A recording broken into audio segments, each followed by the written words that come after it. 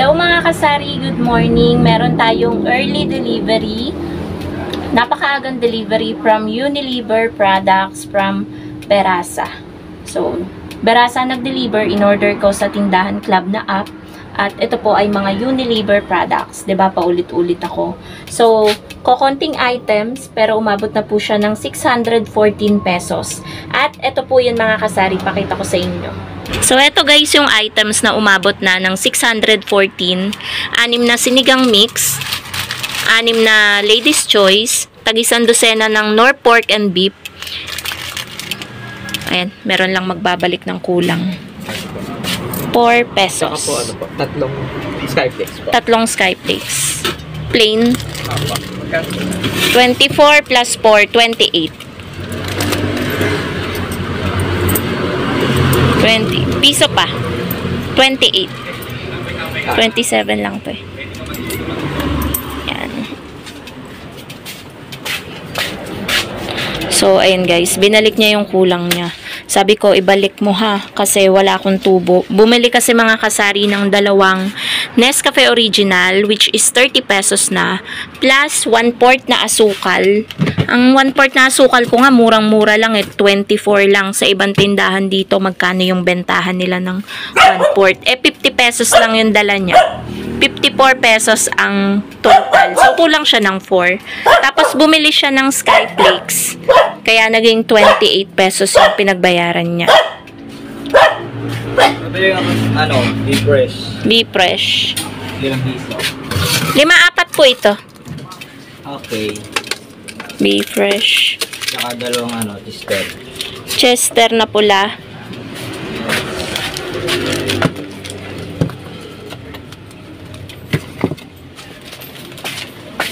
Dose tsaka 5, 17.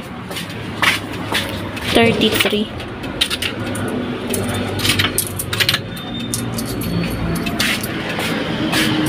33.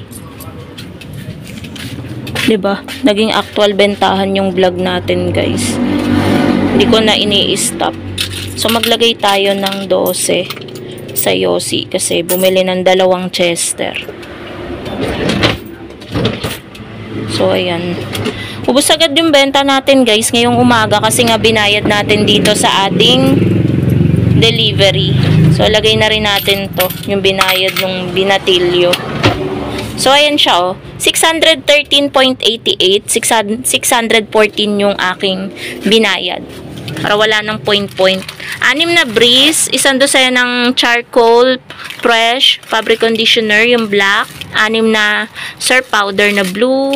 1 dosena ng surf powder na red. At 2 Pond's Serum Day Cream Detox. So, ayan. Mabento to sa mga oldies na customer ko, guys. Ubus na, oh. Kung mag-order lang ako niyan, 2, 3, kasi mahal, guys, ang puhunan nito. Yan. So, display na din natin yan, guys, mamaya. And, ipapakita ko pa sa inyo yung mga iba pang kaganapan ngayong araw ng Tuesday. So, meron pa tayo, guys, dadating na ahente. Yung ahente natin ng mantika. Siguro mantika lang ang kuhanin ko today. Kasi wala namang, mantika tsaka munggo. Kasi yung munggo ko, merong pumakyaw ng munggo ko. As in, pinakyaw lahat ng narepak ko. 13 na balot. 13 din yung binili niya. Binenta ko ng 10 isa. So, 130. Alam niyo ba, guys, yung tinubo ko sa 1 kilo na munggo ay 30 pesos lang. 30 pesos lang. Kasi, naging alam niyo yun, medyo dinamihan ko yung takal. Pero okay lang naman, at least, diba, 30 pesos. Magkano lang naman yung puhunan natin sa plastic nun, diba? So, yun lang naman mga kasari, update ko na lang kayo ulit mamaya. So, mga kasari, update lang ulit sa ating vlog. So, busy ako ngayon. Hindi ako matapos-tapos sa paggagawa ng yelo. Pa second na balde na ito. Yung una is naglagay na ako dito sa ating freezer. Dahil maagang naubos, guys, 2 na lang yung yelo natin. Kaya magpapatigas ulit tayo. Tapos gumagawa ako ng pangalawang timba para kapag ito ay matigas na at naubos, may panlagay ulit tayo. Kasi, guys, alam nyo naman kapag may benta tayo sa yelo, yan yung pambayad natin ng ating electric bill. So, ito na yung benta natin, guys. Yan, pambayad natin, may buong 1,000 na dyan. Lahat yan mga kasari ay benta lamang sa yelo, kaya napakalaking tulong talaga ng yelo sa ating tindahan. So, ngayon guys, sobrang mabili naman, pa bugso-bugso yung bumibili, pero kapag may bumili, sunod-sunod. Actually, kakatapos ko lang magbenta dun sa may bumibili dito, merong bumibili dito, parehas lalaki. So, yun dito, 500 yung binayad, kalahating camel, tapos dito bumili ng mga sunrocks, pati na rin ng mighty green. So, ayun, mabenta talaga mga kasari ang sigarilyo. At ayun nga, nagkaroon pa tayo ng compliment doon sa customer. Mukhang madami na siyang tindahan na nadaanan, pero hindi siya bumili ng camel dahil namahalan siya. 8 daw kasi yung benta sa kanya, so hindi siya bumili, at baka wala rin naman pamalit, kaya hindi siya pinagbilhan. So, sabi niya, magkano yung camel? Sabi ko, 7. Magkano daw kalahati? Sabi ko, 70. So, sige daw, pabili daw. Kasi sa iba daw po, ay mahal mga kasari. Sabi ko, ako naman kung ano lang yung sinasabi ng ahente, SRP lang ako sa pagtitinda para mabilis lang din pong maubos. So, ayun. Yun yung sabi ko doon sa customer guys. So, ngayon guys, update ko na lang kayo ulit. Wala pa naman yung ahente natin ng mantika. Gagawa lang ulit ako guys sa loob ng yelo.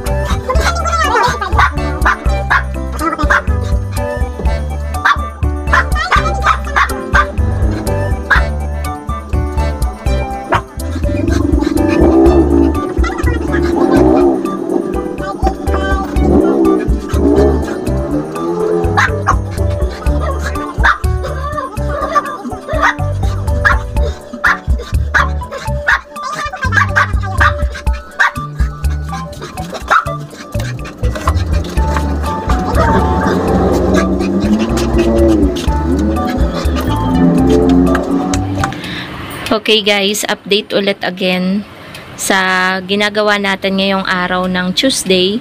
So yung kinuha ko po sa aking ahente is 3 klase lang sa ahente ko ng mantika.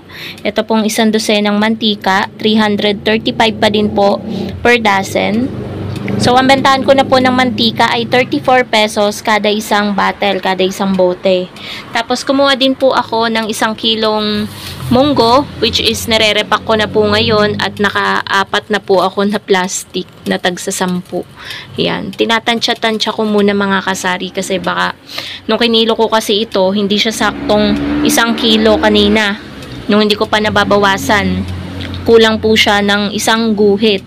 So, madaya po yung pagkikilo nung kinuhanan ko nito ng ahente ko. And then, kumuha din po ako ng 2 kilo. Ang pinagbayaran ko po sa ahente ko is 585, 2 kilong asukal.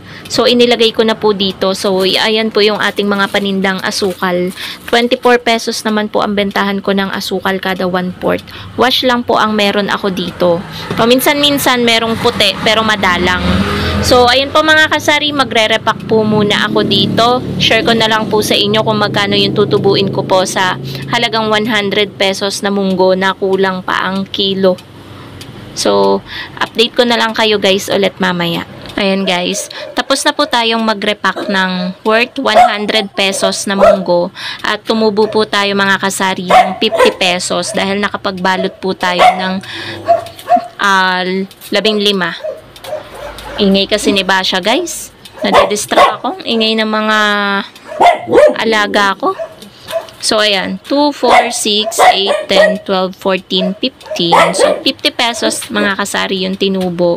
And, yun, nag-receive tayo ng parcel ng pamangkin ko. Meron pa tayong inaantay na isang parcel sa kapatid ko naman. So, taga-receive tayo mga kasari. Tayo ang bagsakan ng mga parcel ng mga kapatid at magulang.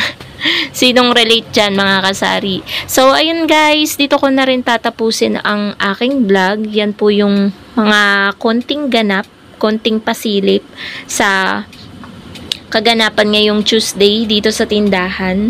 So, si partner guys ay wala. May work siya. Kaya kaming dalawa lang ni Basha. Kaya ito, always ko na namang kasama dito maghapon dito sa tindahan. So, yun lang guys. Thank you so much for watching and happy selling po sa inyong lahat. Bye guys!